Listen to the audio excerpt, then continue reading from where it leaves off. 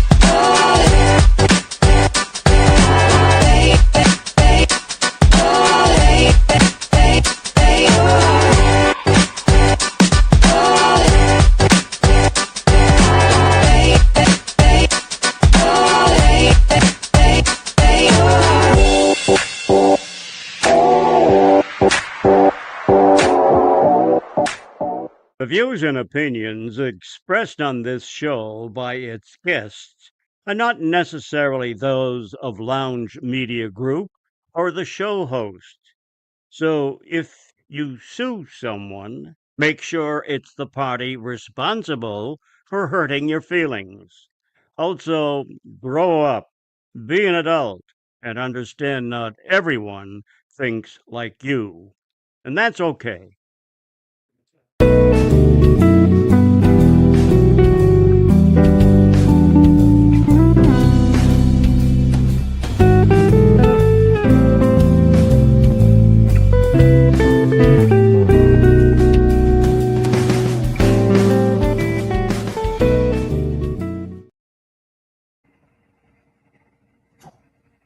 Pedro, What?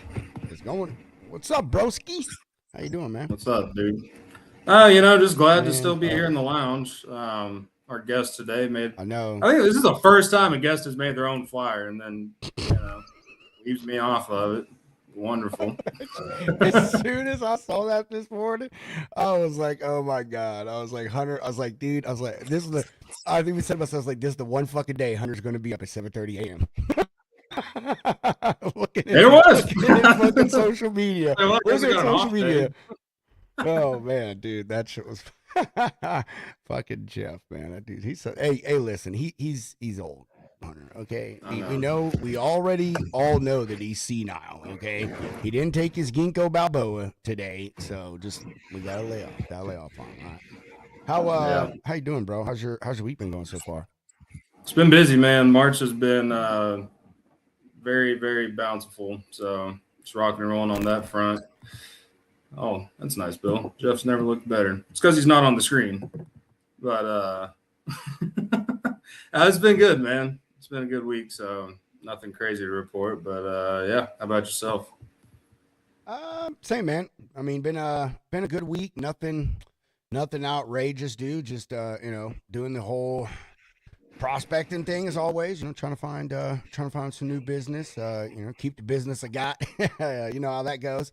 No, everything's going great, man. Right now, I'm really focused on onboarding this entire plant customer. I was talking about it yesterday with Jimmy and Steve, man. I gotta, I consider them enterprise level in the plant industry for what they do. They're fucking sizable, and they've got like 10 different locations, and you get set up with a company, but you have to call each one and like get put on their distribution list, do the whole introduction thing, whatever. So, and you know how it is, man. It's even though I'm already in their system, it's still just like calling any other prospect. They don't answer half the time. They're working, they're doing stuff. So, but that's my main focus, man. Just out of the 2 locations I've got, I mean, they haven't even entered their busy season, and they're sending out like 10 quotes a week, and I'm getting a couple loads a week so far out of that. So, you can imagine what 8 additional locations could to add to that. So I love plants and flowers, bro. It ain't for everybody. It is not for everybody, dude. But I fucking love it. I guess because I did it as a driver, so I understand it really well. And to me, it's good freight, man. And the multi-stop shit, drivers be sleeping on that multi-stop stuff. I'm telling you, they just leave money on the table. I'm saying that's right. Money's on the table. Dude, minimum $100, bro. I mean, if it's next door, that's $100, and if it's more, dude, so minimum an extra $100 right there, boo. And if it's driver assist, bro, come on, dude. I'm telling you, I be trying to tell drivers that y'all be sleeping on this, not wanting to do multi-stop shit. You know what I mean? So, but yeah, so. Going good, man. Excited for this show. Excited for the week, dude. Same. But before we get started with things, we do want to have a little moment of silence. I just found out that one of our buddies off of Freight X, Donnie, he's a driver, he's a young man, mid-30s. He unfortunately passed away this morning. He was at home. He was not in the truck, so that is at least a good thing. But if we could, everyone, just for 10 seconds, if everyone could just bow their heads, give yourself a moment of silence, say something for Donnie and his family, please.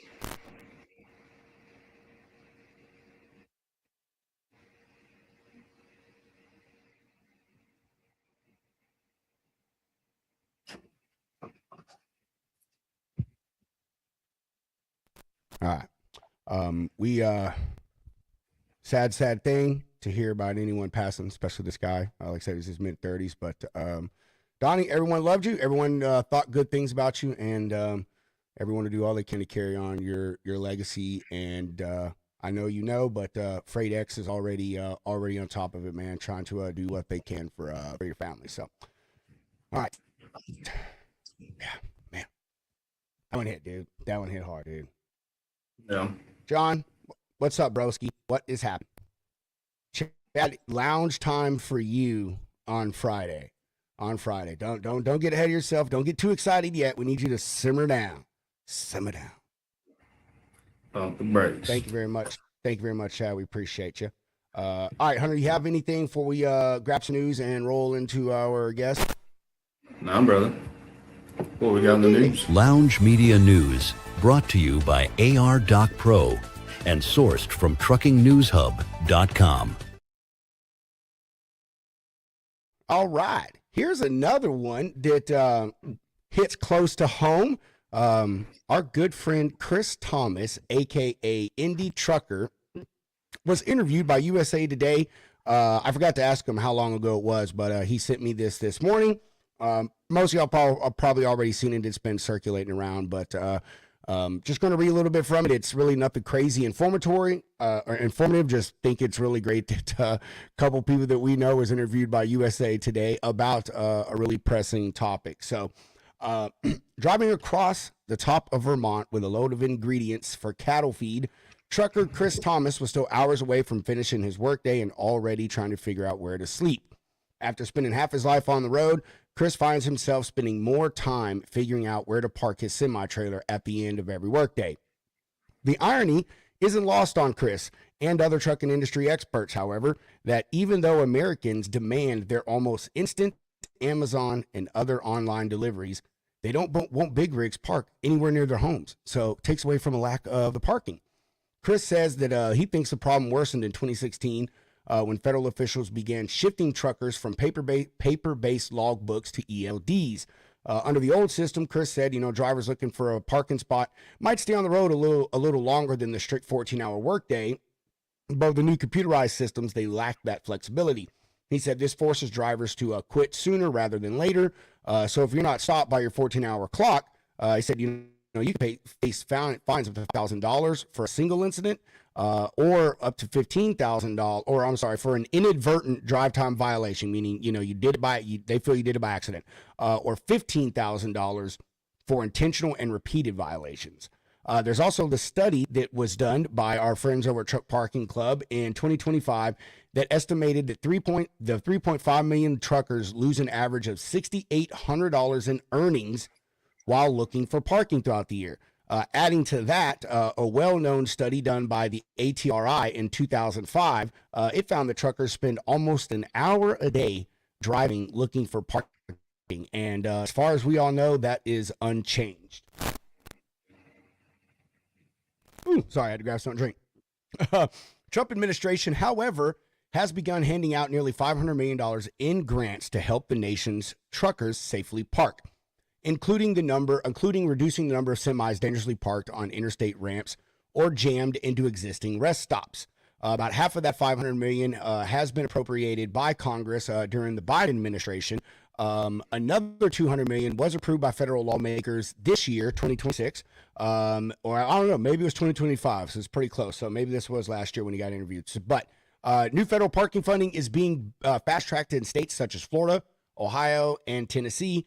Florida alone is getting about $100 million, and officials in Tennessee are wrapping up a project adding about 125 parking spaces along Interstate 80, which I believe we talked about that in January, Hunter, if I'm not mistaken. Concluding, Mr. Thomas, he said he spends about $2,000 a year for reserved parking spots, including the ones he uses at the over 4,300 locations brokered by Truck Parking Club. He said, especially when he's driving during the day and trying to find rest at night, in the middle of the night, that's where they most come in handy. The American Trucking Association estimates that there's just one parking space for every 11 truckers on the road, and that about 80% of all truck parking is privately owned, and just 20% is available to truckers at interstate rest stops or parking areas, basically public areas. So there you go, man. Like I said, nothing really informative, just freaking cool, bro. I mean, this whole thing was about, one of our friends being interviewed, man. So I thought that was pretty awesome, man. Pretty cool stuff, dude. And, that is awesome. It makes sense to me today. Yeah, it is true. I mean, but hey, like Chad said, great way to grant, subsidize, like get us more parking. That's what we've been asking for. But Indian USA Today, wild. I know, man. I know it's pretty crazy, dude. And of all places in Vermont, where there's probably fewer freaking trucks than almost anywhere else in the country. Yeah. You know what I mean? So, and of course, like Indy would be the person that they would run across, and that would talk. So, and I'm glad it was him, man. He's been doing this for a long time, man, and he has spoken multiple times at events and has been interviewed by other people about this situation and others. And I mean, he's got a really good perspective on stuff, brother. You know what I mean? Not only has he been out there for a long time, but he's been an owner operator for a great majority of that. So he's kind of got the full vision of the industry when it comes to issues. I feel Absolutely. Well, what's up with this guy with this birthday hat down below us? Oh, this weirdo. Oh, hey! This isn't where I parked my car. You gotta go to carparkingclub.com. Oh, happy birthday, Adam. I appreciate it, boys. Thank you very much. It's been a good day. That video Shimmy made for you was fucking perfect, bro. Oh, dude. She sent me a message late last night. She said, hey, send me a picture of you, full body, fully clothed. I'm like, the fact you had to remind me to have my clothes on. She goes, well, you are in freight. I'm like, that's fair. That's fair. Bro, she did the same thing to my wife. She just sent the same exact message to my wife and said, I need a full body picture or don't ask any questions. I need a full body picture of Pedro. And then the next one was like, with clothes on. And my wife was like, what the hell? Oh, dude, I wonder how many people got that message from her last night. And they're like, oh God, there's no telling, but I had, I got the hat. This was my gift for my 4-year-old this morning. She couldn't wait to give me this. She said, Daddy, I got you a hat. I'm like, okay, baby. And then she showed up like, all right, we're going to wear that. We're going to rock it. She almost got it right. I mean, that's a pretty small dunce cap, but she's close. She's close. Listen, I just want to be half of what your next guest is. That's all I'm saying. I want to be half the man he is. You could only dream. And while we're on that subject, I mean, we might as well just bring him on, right? So the artist formerly known as the Bodacious Cowboy, everybody.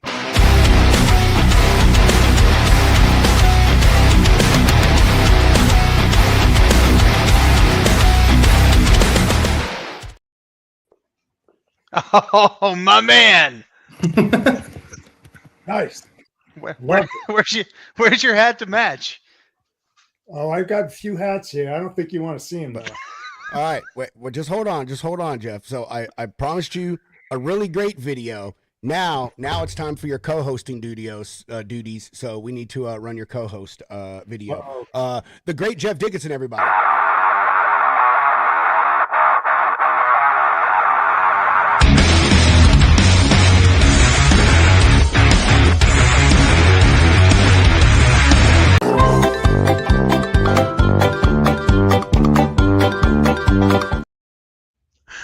All right. So there we go. Two videos. One is the guest. One is the co-host. So there we go. You never seen that one, Adam? No. Oh, damn, bro. I didn't know that. That's fun. We've had that one for probably, I don't know, a year and a half, 2 years now, man. Oh, fuck. Oh, my God. Okay, I got to take. Okay. I'm going to choke.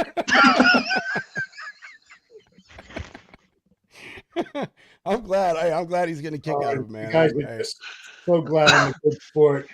I'm going to have a motorized rascal ready for you in 30 days. You just wait. 30 days, baby. I get to see you. Yes, sir. Hey, tell him, Jeff, hey, you put flames on it, deal. You know what I'm saying? Absolutely. And light. Yeah, flames and mini Mickey Thompsons. We can't have you impersonating a police officer, sir. No lights. Don't forget the fireball. No. Forget the fireball. No. That was a mistake last year. That was a bad mistake. Yeah, Brian texted me this morning, wished me a happy birthday. He's like, maybe we could both have a shirtless pic next year playing golf. I'm like, sure, I'm in. I'm out. Hey, whatever happened to that guy though? Remember the guy that was with us? I mean, he was messed up. He couldn't even walk. And then he disappeared. I think he left. or something. Remember in our foursome?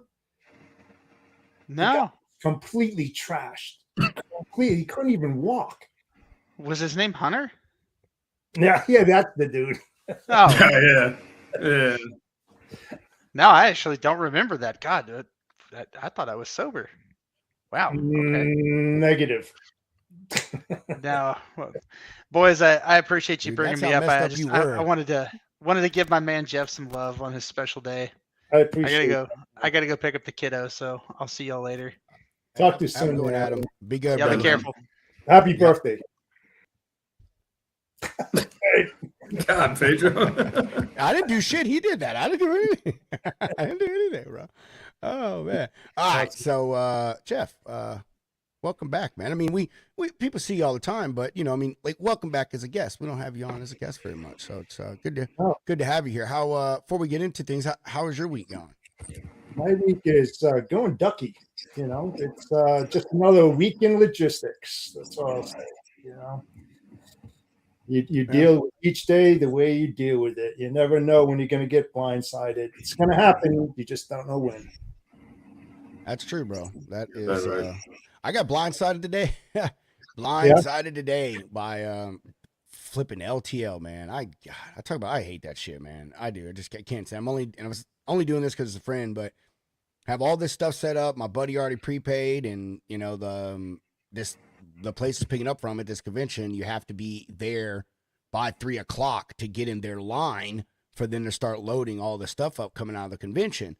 And I'm like, yeah, that's not going to happen. LTL carrier, they'll get there, see that line, and be like, bye, and leave. You know what I mean? And for one, they're probably only going to be there about 3 p.m. anyway. So, yeah, I hate marshaling yards. I hate it. It's crazy, man. It's crazy. Hate. So.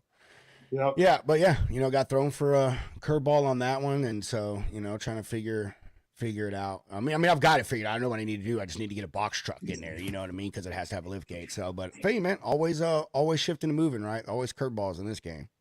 That's right. Absolutely. So that's it, Jeff. That's all you got. That's just as much as you talk. That's all you're going to say about this.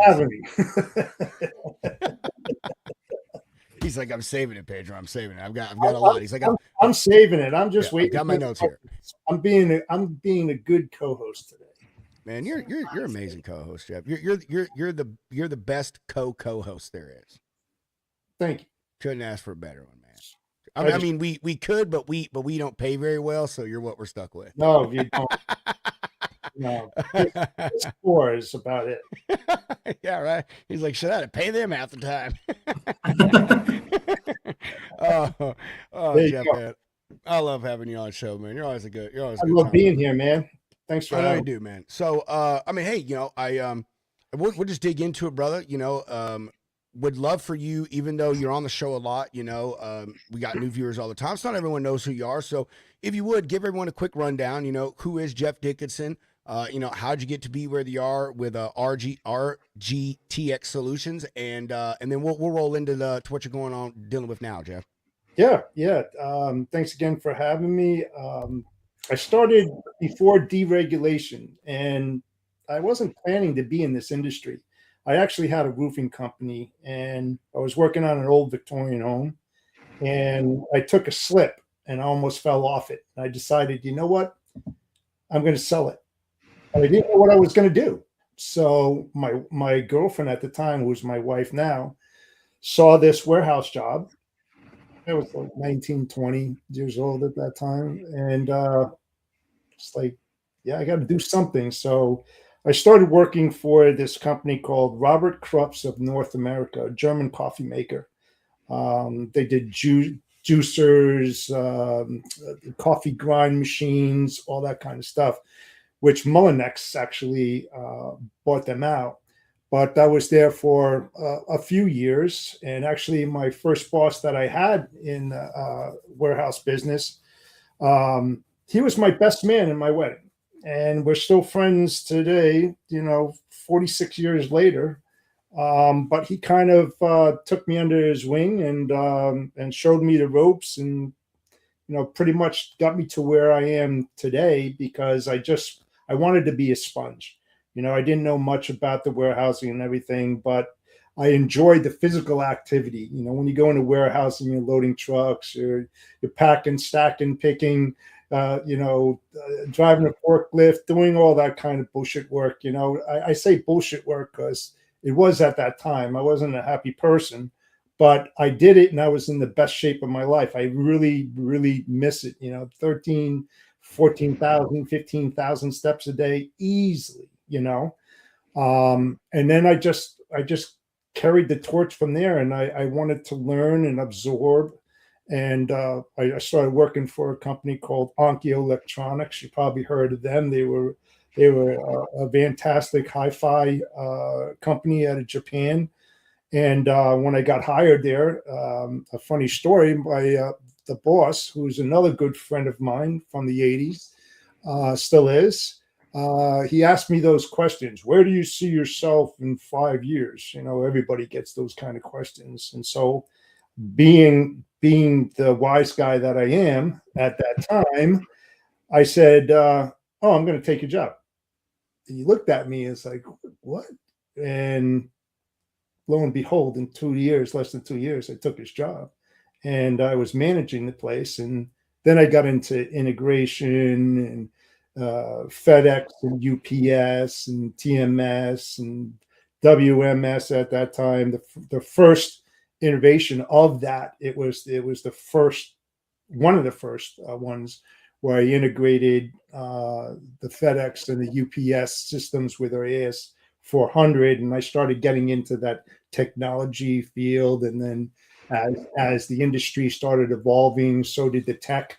So, you know, going through all those transitions and becoming, you know, a chameleon, because you wore different shirts and different colors in this industry, and just learning. And I took that and moved along with it and started getting more into the operations and the work instructions and the 5S and the planning and the process improvements, SOPs, you name it. And I just kept on gaining that knowledge and stepping out of my safe place, being uncomfortable and taking positions that maybe I shouldn't have taken, because I put myself into harm's way purposely to pretty much get the crap beat out of me, literally, mentally, physically, because I really wanted to find out what the industry was all about. You know, I drove a 28-foot box truck, you know, went out on deliveries just because I wanted to know that kind of stuff. And, you know, it's the first time that I found out what collaboration is and communication and how that benefits everybody that's involved at a very young age. And I carried that lesson to where I am and now. And, you know, that just started blossoming and blooming. And, you know, I worked for Prentice Hall of North America, which was Simon & Schuster Golf and Weston for like 6 years, major book distributor, publisher. They dealt with a lot of SBN, standard book numbers, you know, like SKU numbers, but they had that based upon who the author was and the publisher and all this stuff. And it was in a 1 million square foot facility, and I was running lines and just kept on moving. And then I went to Jaguar Cars, Ford Motor Company, you know, for a few years, where I started up the first 4PL operation, getting really deep into, you know, the mechanisms of logistics and how they're intertwined and how you have to rely on that so much. And when it's tied with systems and tools and how they interact with each other, you know, to make the operation whole, and understanding that. And of course, working with the UAW, the toughest, the toughest group of people that you can work with. Very hard, demanding environment. I got into intermodal and, you know, air freight and LD3s and the cargo planes and all different kinds of scanning, RFP, not the RFPs, the RFPs, the scanning equipment, Um, I got into route design and managing fleets, and just started carrying that further and further. And then I got involved with Snyder Logistics, which helped me get into the Ford Motor Company. And we've been there. I say we because we basically started up that relationship back in the early 2000s, and that contract has still been renewed ever since that time when we got in there, and that's long standing. Snyder Logistics is a great company. Nothing bad to say about them at all. And then I got promoted, and then I went to work for Snyder National, and then I was the Northeast regional operations manager for Snyder Intermodal, from Baltimore to Youngstown to Montreal to Halifax, with 21 ramps and about 1,000 customers, and getting into that. And that's when I got involved in the brokerage, because they were out in Green Bay and they had to hire a brokerage manager, and they asked me to go and do that. And I started finding out more about what a brokerage does. Even though I did, because I used a few of them in the beginning of my career, because I was on the shipper side. And then I worked for 3PL after I left there, because I was going to move up to Green Bay, and then not going to go there. So I worked for 3PL in town in Sparta, where I live now. And I just wanted to use that as a stepping stone, and wanted to work there for about maybe 6 months to find what I really wanted. And I ended up working there for 7 years.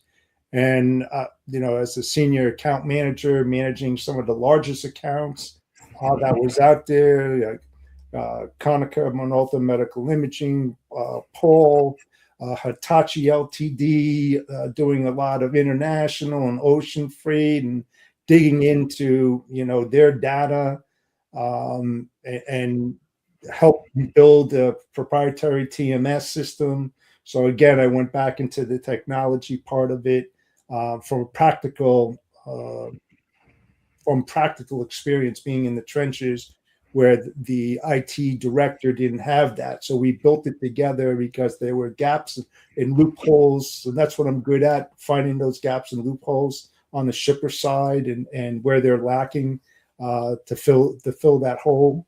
And then Panasonic came rolling in, and pretty much asked me if I wanted to be the North American procurement manager of all their divisions. And that was a lot of freight, and managing that type of volume was incredible. 60,000 shipments in a very short period of time, locking myself in a room, doing all the manual processes of ROG.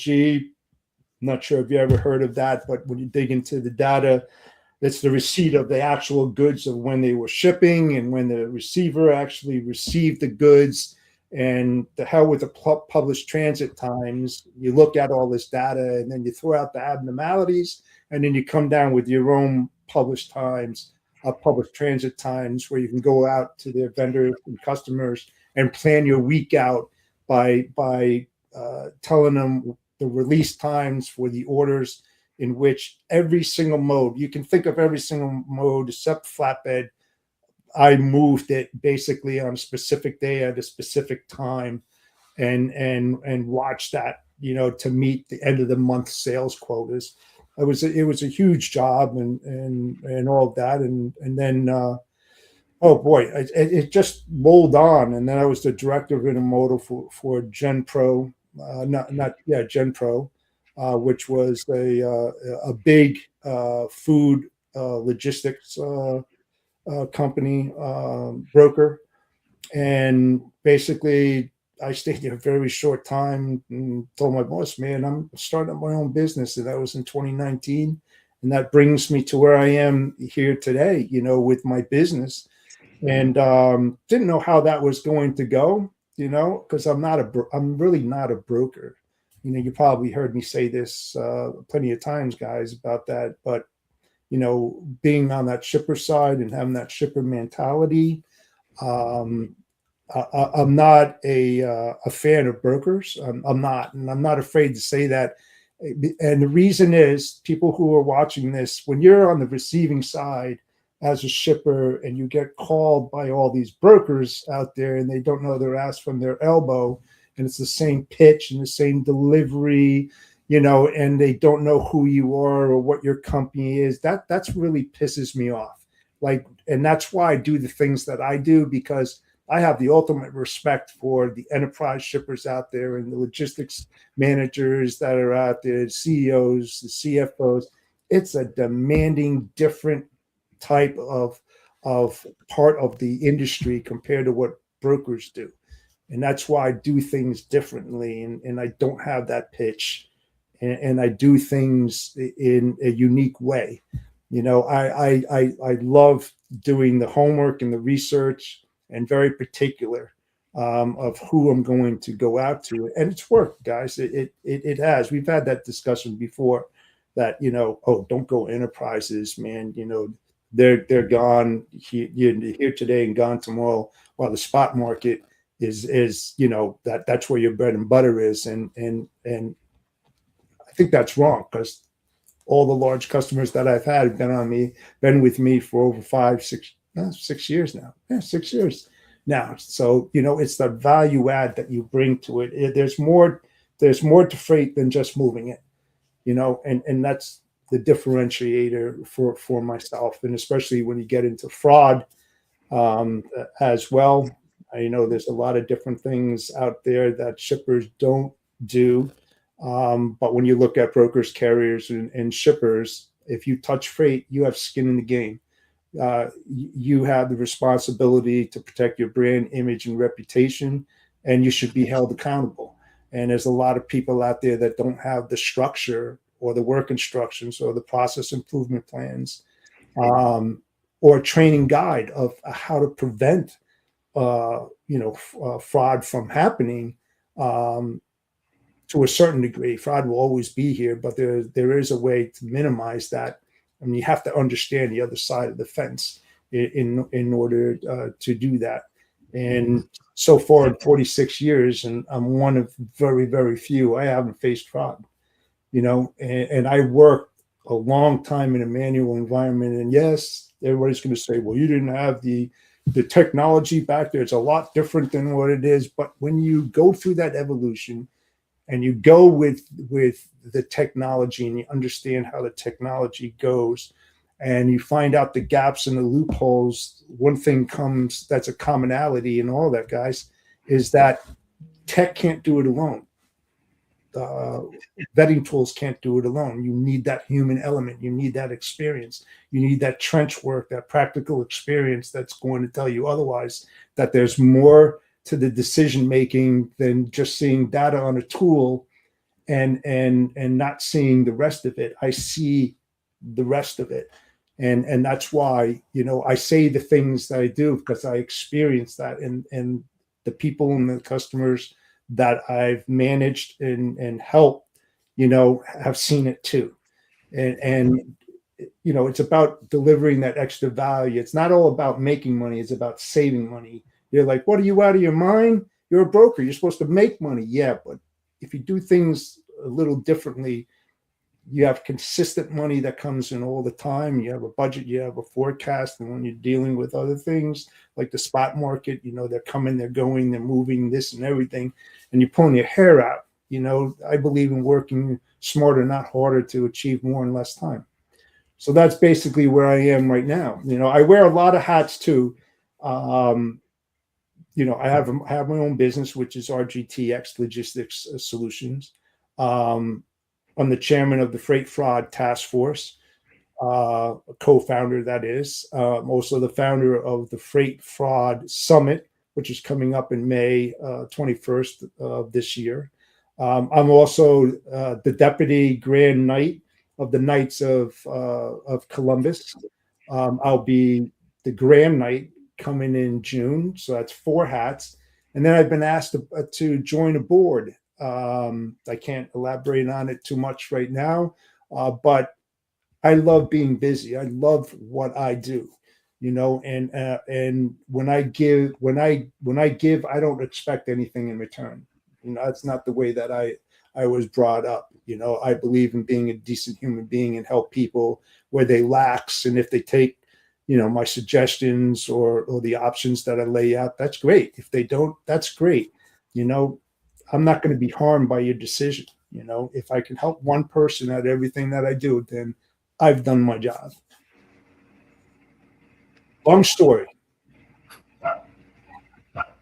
So that was long, but I mean, Jeff, you've been doing this, forever. So my first question is, when did you find time amongst all that to build the Colosseum in Rome and the Suez Canal? You did leave those two things out. So I did. I would like to elaborate, but my partner, Bill Robinson, he's not present. And we worked hand in hand. He was the laborer, the heavy lifter, those 60-ton marble slabs. Ask him the next time he's on the show. He was a good worker, though. I appreciate it. Bill. We went through a lot of dust storms, a lot of horses, a lot of ropes, wore out our shoes. It was a tough job. Well, you did amazing, Jeff. You did amazing. Thanks for sharing all that, bro. It is a long story, but you've done a lot, Jeff. Which is why I guess when you speak, people listen. You got some great advice to give, some hard lessons learned, and a lot of things that people could take away from the knowledge. Whoo, Jesus Lord, from the knowledge that you put down. Golly, my brain is freezing today. All right, so let's we'll kind of, I guess, secondly start things off with the fraud thing or whatever. So we'll touch on that, and then we'll move over to talking about more about being a logistician for a short while. So fraud. Let's start off with a hard question. What do you think is the number one issue or problem when it comes to fraud? And what I mean by that is, like, what do you think is the cause? Is it the allowing anyone in this world to be able to have an MC over here? Is it the foreign dispatchers? Is it the laws, period? Like, what do you think is the main driver behind the fraud in our industry? Lack of due diligence, a focus on profits over due diligence, lack of training, or lack of work instructions, standard SOPs.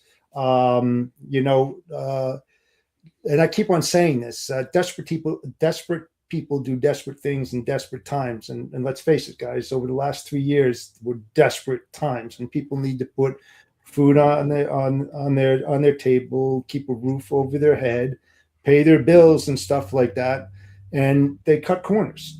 I get it, but who's in charge of those brokers? The floor manager, the brokerage in itself. Their due diligence of who they're hiring. It is. It's that lack of training, or basically they have the mindset of, oh, it's never going to happen to me. I'm not going to spend any time on that. And I can tell you right now, and I won't say it firsthand, but I know people who it happened to. When a catastrophic event happens, I will bet my house on it that you will change that mindset on a dime and go from a reactive one to a proactive one.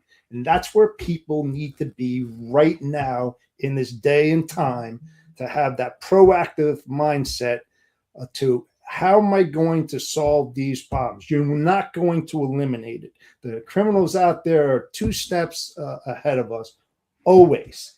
We have to figure out how do we get around the curve before they get there, and it comes with a lot of experience, a lot of trench work, collaboration, unification, getting everybody in the logistics industry to start chatting, all the vetting companies out there, that, not just vetting companies, but the tech providers, the lawyers, the carriers, the shippers, law enforcement.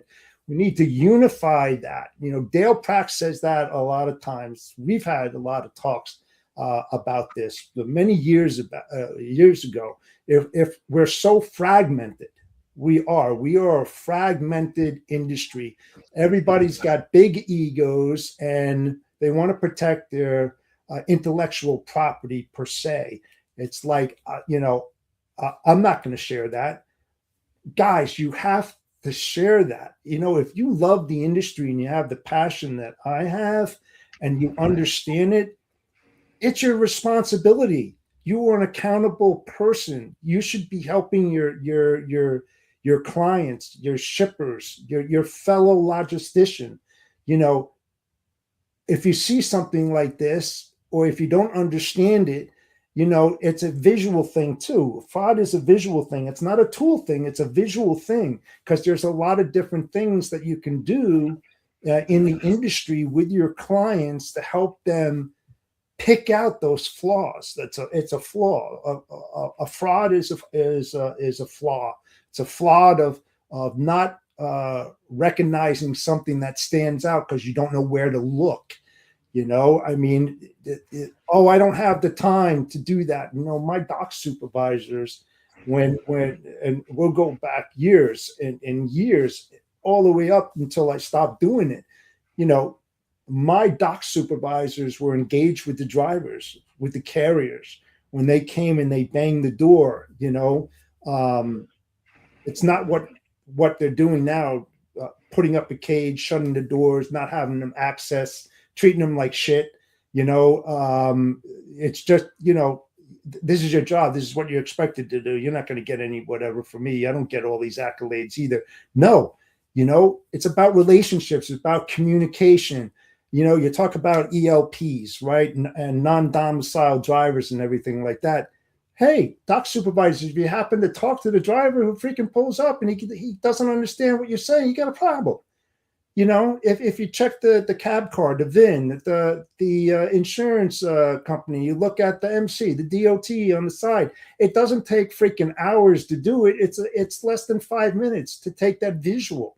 Yeah, but to stop you, Jeff, man. But like the problem with that is they're not going to do it.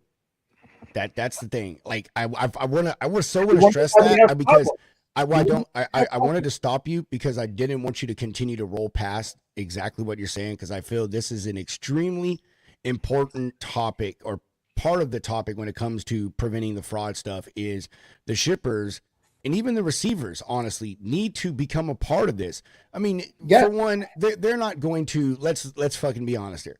They're not going to train nor invest the money, train their employees, nor invest the money in the programs for them to be checking anybody's stuff. However, it's even simpler than that, and that's the realization that people haven't come to yet. Is that all you got to do is just look at the BOL, and does that carrier say that carrier, and is that truck number and trailer number that truck and trailer number? And hey, driver, is your name Jimmy? Okay, cool. You're supposed to pick this up. And then when they get to the receiver goes, same thing. You know what I mean? And, I mean, it's that easy. I mean, it really, really is. It doesn't have to be overcomplicated, but I really don't think that they're going to do it, Jeff. And here's why I don't think they're going to do. Another reason I don't think they're going to do it, and I feel is the main one: liability. Has nothing to do with that, though. It will. It'll make them liable. It will make them. I tell me, they feel that somehow it could make them liable if something goes wrong if they were involved in it. I bet you. I feel that that's a big thing with it, man. Nope. A visual inspection is not a liable issue. It comes down to due diligence again. It comes down to the transportation agreement and the requirements and expectations that you expect the carrier to oblige and make sure that they're held responsible and in compliance. You're going to do business with me. Well, I hate to tell you, but here's the thing: when you're talking to the sales rep or dispatch or whatever, just want to let you know, if you happen to win this bid, you're going to be expected to do a pre-trip inspection when you bang our door, or dock supervisors going to introduce himself when your driver comes in. He's going to look at his paperwork and all of this, because we're trying to protect our brand image and reputation.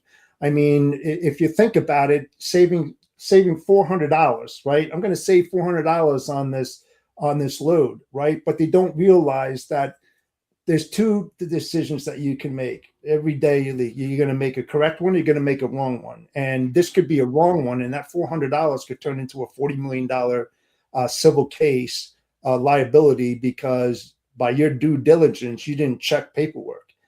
You have skin in the game.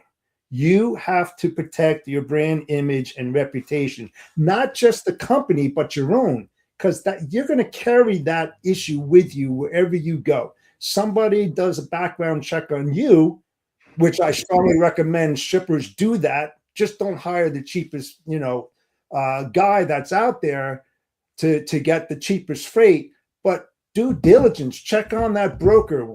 Does that broker have the background? Is he certified? Is he this? Is he that? What has he done in his past? Just don't hand it out to him. It doesn't take that long. When you get hired, and one thing I learned as a shipper, when I got hired, right, it was my responsibility to protect the best interest of that company. That was my job, right? It's just like when you're working as an agent or own your own brokerage, that's your job. You need to be a responsible human being and take the extra steps to protect your best interests and your families. And I say this to a lot of people, and I'll go blue in the face. You will change your mind if you make a bad mistake and that driver, because you didn't do due diligence, goes from that facility and kills a family of four. That could be your family. You want to live with that? That's the liability that you'll carry with you. But as far as just telling them that you have to do that, give me a DVIR, give me a copy of your a pre-trip inspection. Doesn't take long to do it. It's less than 15 minutes, 8 items that you can go around and take and do what you need to do. The thing is that I have friends who state police who are forensic crash investigators. You forge a freaking pre-trip inspection, right? And say you've got, 5 or 6 depth in the tire tread. You leave and you go 250 miles out and you blow a steer tire and you swerve and you take out a family of 4. All of a sudden, the crash investigator, forensic crash investigator, goes out there and he sees belts showing. There's no freaking way you're going to take all that rubber off that tire if it was in good shape that blew like that. I mean, there's so many different things. And that's why you see all these huge, massive, not nuclear verdicts, but these thermonuclear verdicts that are out there. You talk about ELP, you talk about non-domiciled drivers, right? How are you going to be able to identify them? Talk to the freaking driver. If you ask them, hey, how you doing? Speak no English. You got a problem. You got a freaking problem right then and there, right? The shipper is the eyes of you, and you got to protect them, and they have to protect you. Just because you think, for instance, all right, I'll use a great example of why the human element is so important in this. Remember the wrong way driver that was out there and everything, and it was like cargo transporters, and it was had a trailer on the back end of it, and he was driving in the opposite direction. You remember that? And that was that last week or something like that, yeah, right? Yeah. So I dug into it. As soon as I saw that, I slowed it down. And I got the MC number and I got the DOT number, and I've got several different vetting tools that I use, right? Lo and behold, all those vetting tools said that it was approved, right? Make the phone call, right? Just because it says approved doesn't mean that they're approved. You have to take additional steps to make sure. Call up, talk to the people there, check out the email. There's so many, there's the list. We could talk hours on this, but there's certain steps. The problem is due diligence again. I have a lot of work. I don't have time to do that. I have a lot of work. I got to wear a lot of hats, but yet I'll take the extra steps to do that because I don't Yeah, want right. shit hitting the fan. No, you're right. You're right, Jeff. Everybody needs to play a more active role in it. Not just the brokers, not just carriers. It needs to be, everyone within the transaction. Needs to take an active role and helping prevent. It's all kinds of stuff, man. I mean, just not even the fraud stuff, man. Just having a truck that, shouldn't be picking your freight up. Pick your freight up. You know what I mean? I don't know. There's a lot of things, but in an effort to we keep moving this forward here, Jeff. Do you think that we're on the right track finally with fighting this problem? I mean, I know it continues to grow. Like you said, it's never going to go away. But I've been brokering pretty much 5.5 years. Well, 5 years at this point. So I have noticed the immense amount more of traffic and attention this thing has gotten since I've been in. So what is your take on that, man? Where do you think we are? Do you think we're heading in a good direction? Yeah, absolutely. When you think about coordinated efforts to steal freight, like the mob, the criminals back in the 80s and the late 70s and everything, like, what is it, Lufthansa, whatever, out of JFK, that big, huge hike, and it was that heist, and it was millions and millions of dollars, inside job and all of that. The criminals are still out there. It's evolved over the last 45 years at an accelerated rate. Like it's on fire, like somebody's putting fuel on it. But here's the thing, we're still fragmented, definitely fragmented. Everybody's going in their own direction. We need to unify the logistics industry and all get on the same page in order to have an upper hand on this. We won't solve all the problems, but I'll tell you what, if we do that and we start communicating with each other and sharing the knowledge and getting a better understanding, people are going to start to take the extra steps, dot the I's and cross the T's, across the board, with FMCSA, the DOT, driving schools, shippers, brokers, carriers, freight forwarders, you name it, anybody that touches freight, if they would just communicate more. It's like the guy, like, for instance, Guy Ferrari, right? He had that what was it, whiskey or something that was stolen, 2 truckloads, right? A year later, all of a sudden it's on CBS, about, well, he lost $2 million. Well, why did they wait, a year to put it out there? This is kind of stuff that has to be done immediately. You don't sit on that kind of shit. If it's big time, you got to share it. And I see that more now. I see different people, truck drivers, posting MC numbers. This guy's a fraud. This carrier's a fraud. This broker's a fraud. Having huge problems with this shipper. That's the kind of stuff that you have to do.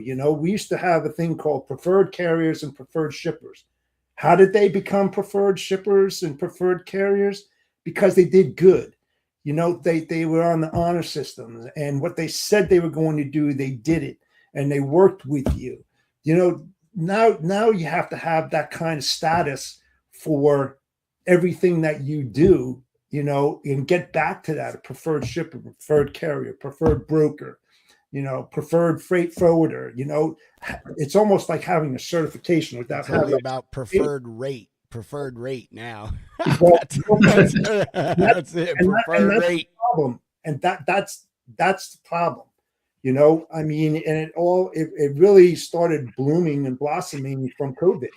Everybody started jumping in there. We're making millions of dollars. I can't believe this.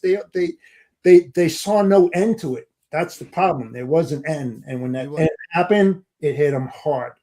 But everybody, you name it, people that were never in the business, getting MCs and getting CDLs and jumping into truck, and they didn't have any experience whatsoever, and they were moving freight all over. Nobody cared.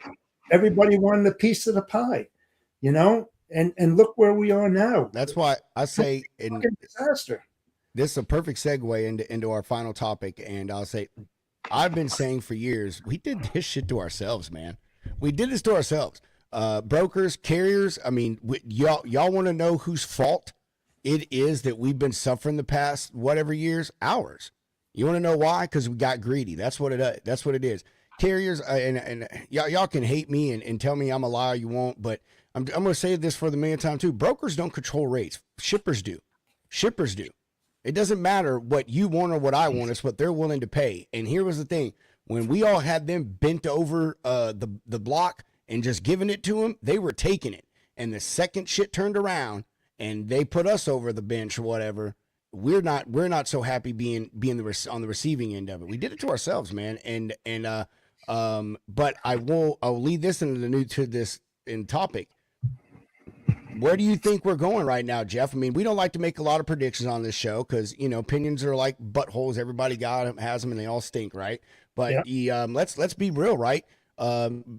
Second week of December, 2025. I mean, things went 180, baby. We took a quick turn. We thought it was just that holiday spike we typically saw. And then the winter storms kind of came in and kind of kept it. We're like, oh man, this is what's keeping us going. I think we're wrong at this point. Everyone was wrong at this point, man. I think we're seeing the flip, man. I mean, I think we're seeing it. I don't know how it was triggered. I don't feel it was those things. I think it's just some unknown force possibly, but where do you see, Jeff, what are your opinions on it, man? What do you think is going to happen? You think we're just in a little bubble right now, or are we seeing the market level and even back out? Well, that's a damn good question. And, when you see like Chicago, that's a huge tight market. Rates are starting to even go up $1 from what I've seen from the regular rate just a few weeks ago. Does ELP and non-domicile, OOSs have an impact on it? Yeah, maybe, but we still have a lot of drivers and carriers coming, but you still have a lot of Chapter 11 filing right now, or they're just closing up their doors and everything. I don't know. For instance, and you probably heard this, recession proof. Have you set yourself up for recession proof freight? What do people need? Obviously, a recession type product would be pharma. Everybody needs drugs. High risk, high value, high theft probabilities. So there's a risk factor in that, right? You haven't really seen that much of a dip in those kind of, because the demand is so high, and you look at the baby boomers like myself. As we get older, we need more drugs. And that's how I'm able to do this logistics job. No, I'm just kidding. There's certain things like that you start watching the different types of market and what's dipping and what's continuing, or what's been always, at a high and never went to a low. It moves. It's a moving part. Do I see a promising future? I do, because being in the industry as long as I had, I know it always bounces back. But this is a hard bounce that we've taken. Over the last 3 years, people are hurting really, really bad, and people are doing unethical things, unfortunately, over the last 3 years, and that's what's causing like a lot of the problem. But I do think that freight is eventually going to start coming back. I don't think it's going to be as strong as it used to be in the past, but I think we'll get back there. And I don't, I see maybe the second or third quarter, just seeing the momentum start going. The spot market is a spot market. That could be because shippers have smaller shipments.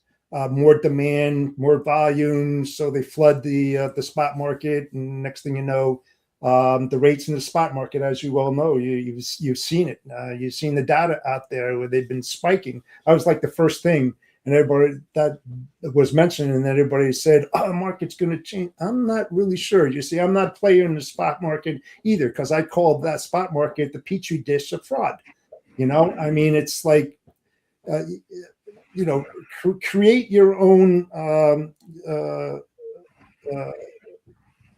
Create your own problem. If you what you hear, go to the spot market, peachy dish of fraud. If you go to enterprise, it's like, oh, it'll never last. It's just people's perspective who haven't been in that kind of industry or that kind of vertical.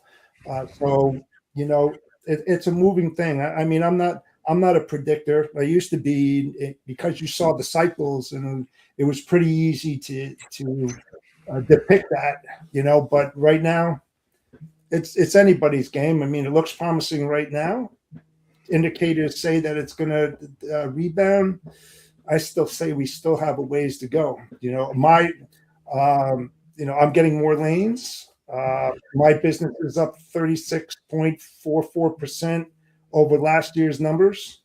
It really all depends on the business that you're handling. I mean, it's very difficult. Like you, Pedro, it's very difficult to really pinpoint it.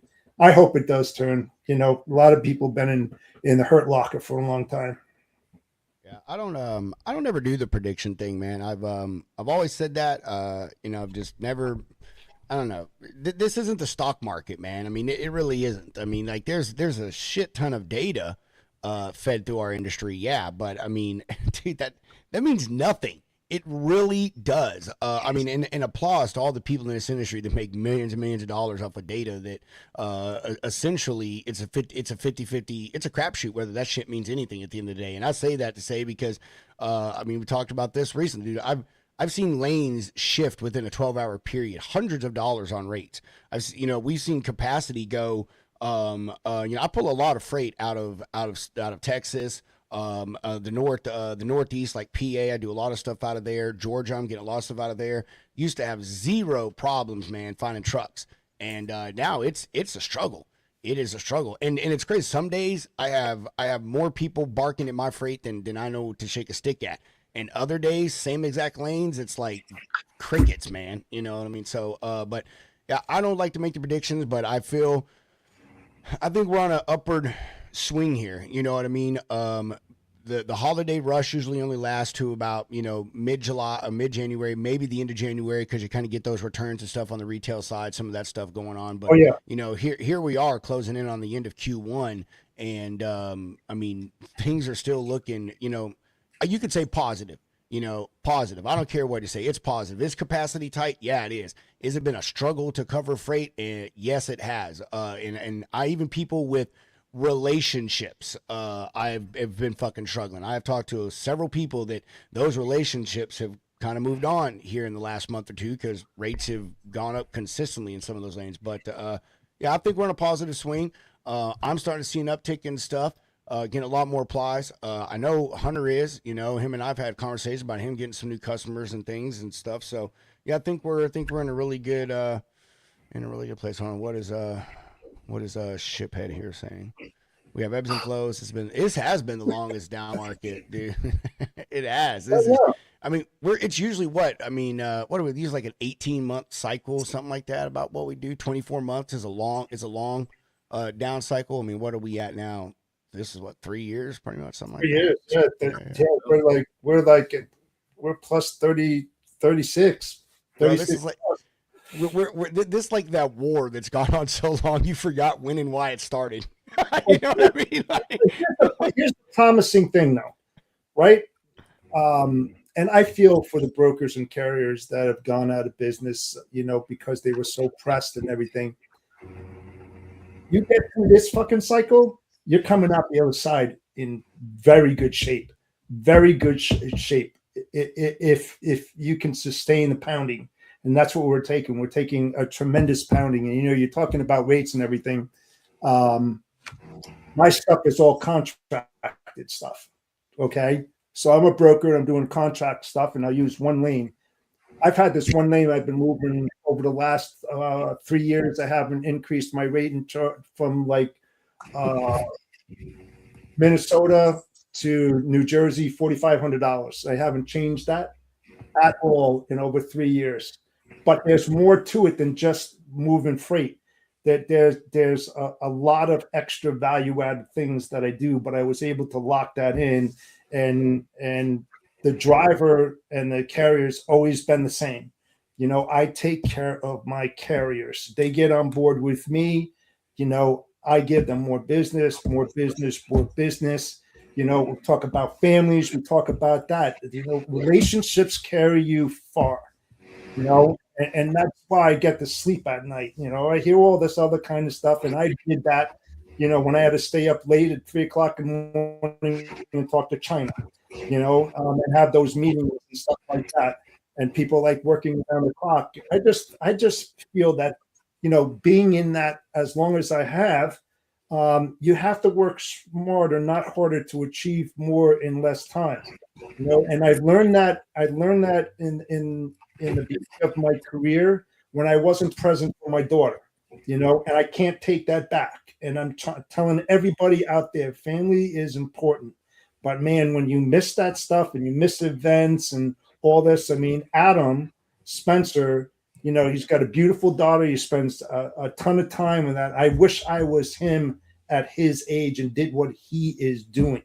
I didn't. I was not around. I mean, I've been married now for 40 years. Been with my wife since I was 20, and I probably saw her maybe 25, maybe 25 years out of that, because I was always on the road. That was never ever home. I missed all that kind of stuff. And Saturdays, it's not worth it. You know, there is a way to make a lot of money and still be present and balance your life.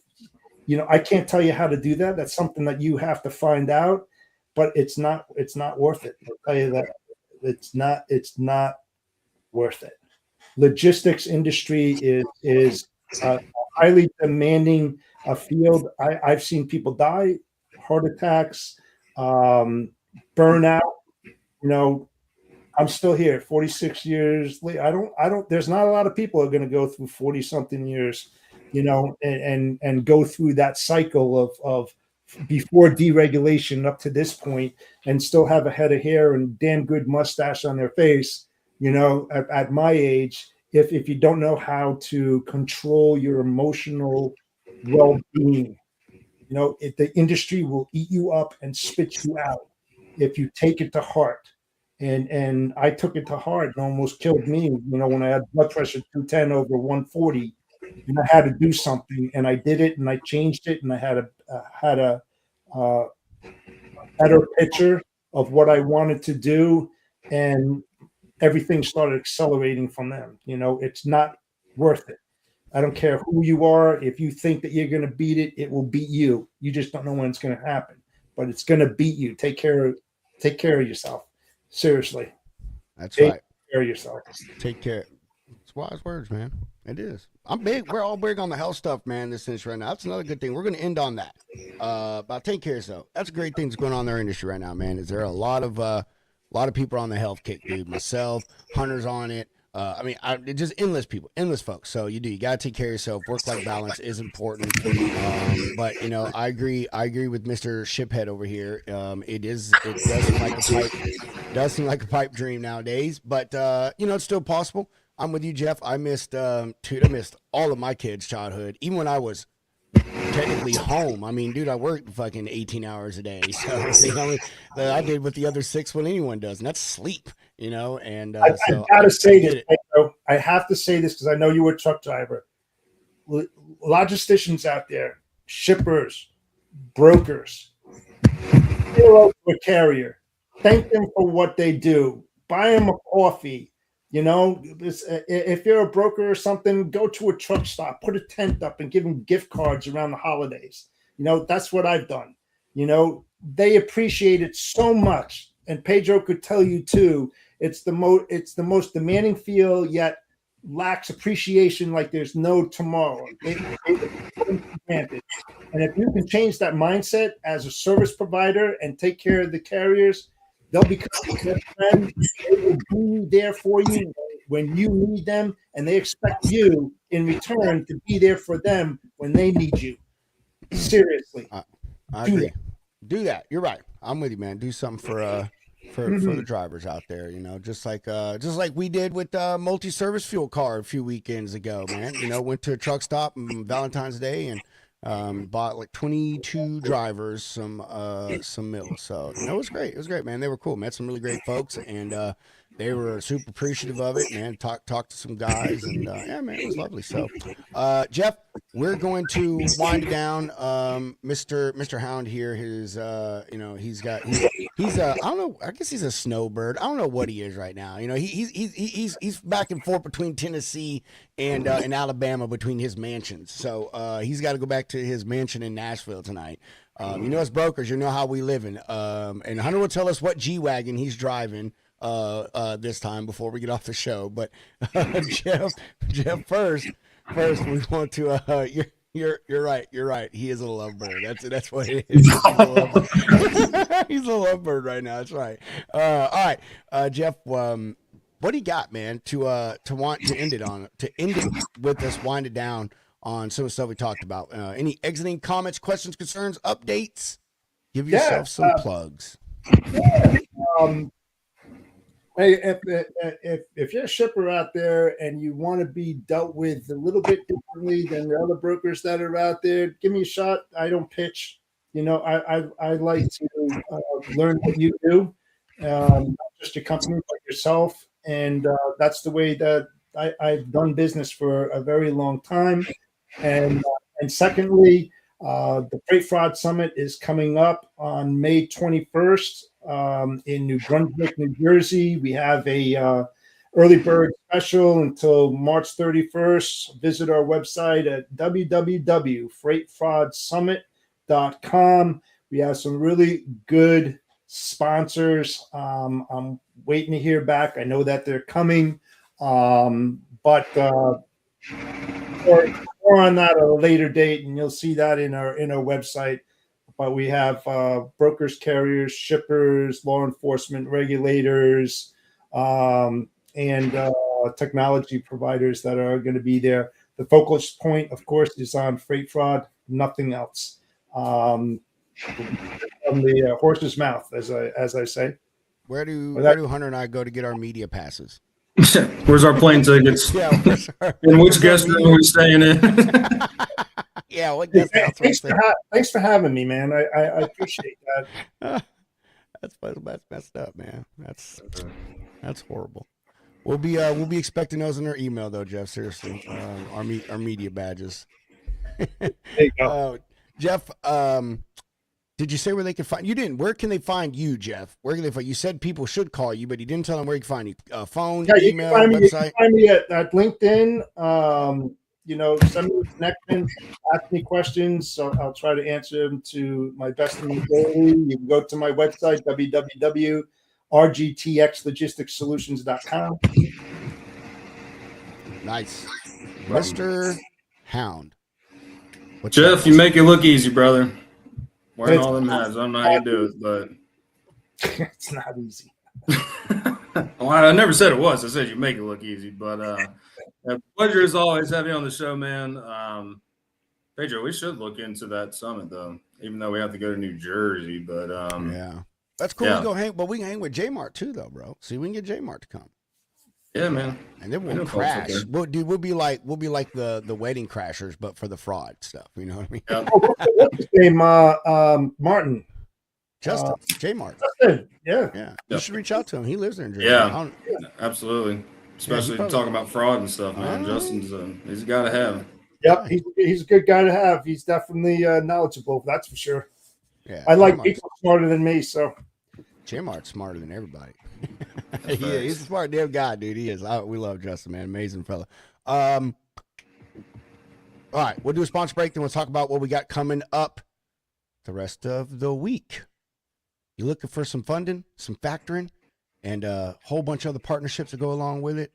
And they just dropped a really cool, nifty app, Sureline Capital. Need to check fuel prices 100 miles down the road? Trying to book a load at 3 a.m. but need a credit check on a shipper or broker? Well, Sureline has an app for that. Access and monitor your account from the palm of your hand. Run financial reports. See open loads. Check fuel prices at 2,000 plus locations. All on the Sureline Capital app, now available on Apple and Android devices. To see more of what Sureline offers, including how to get set up, check them out on the web at SurelineCapital.com or reach out by phone at 801-605-8822. Don't forget to use code SURETHING365 to get your first invoice up to $2,000 for free. All right, looking for yourself a place to park your trucks, your other assets, maybe just some industrial outdoor storage for a whole slew of things. Hit up our friends over there at Freight Ninja. With over 50 locations nationwide and site features like LED lighting, security fences and gates, and of course, assigned spots. Freight Ninja is truck parking done differently. View all of their locations and find out more about the benefits of Freight Ninja at freightninja.com or give them a ring at 844-303-1505. Make sure you use code Lounge Ninja to get special pricing. And for the rest of the week, tomorrow, we got the Road Dog Coffee Podcast. Hopefully, we will see our main man, El Jefe, Jeffe, here tomorrow on the podcast. And as well, Mr. Shiphead. He can tell us how he spent his birthday evening. So make sure you watch that tomorrow, 8 a.m. Central, 9 Eastern. And then Friday, man, do we ever have the band back together. I don't think it gets more OG than freaking this, Hunter. All right? The Hound, the Potato, and sometimes Chad. Like, dude, I mean, wow. We've got our good friend, Chad Ainsworth, coming on the show. He's with PMA, Positive Mental Attitude Logistics. He does a whole bunch of stuff in the industry. He's going to come on and tell us about the things that he does. And maybe we'll touch on the industry, do some other things, have a few beers, and just catch up like the old friends that we are. So make sure to tune in for that Friday, 4 Central, 5 Eastern. See, is that sometimes Chad there? No, it's not. Aren't y'all all Chad? we try to be there, man. And I guess that's it. We did everything. Yeah, we're out of here. All right. Chunk them deuces, baby. Mr. Hound, roll that beautiful bean footage. The views and opinions expressed on this show by its guests are not necessarily those of Lounge Media Group or the show host. So if you sue someone, make sure it's the party responsible for hurting your feelings. Also, grow up, be an adult, and understand not everyone thinks like you. And that's okay.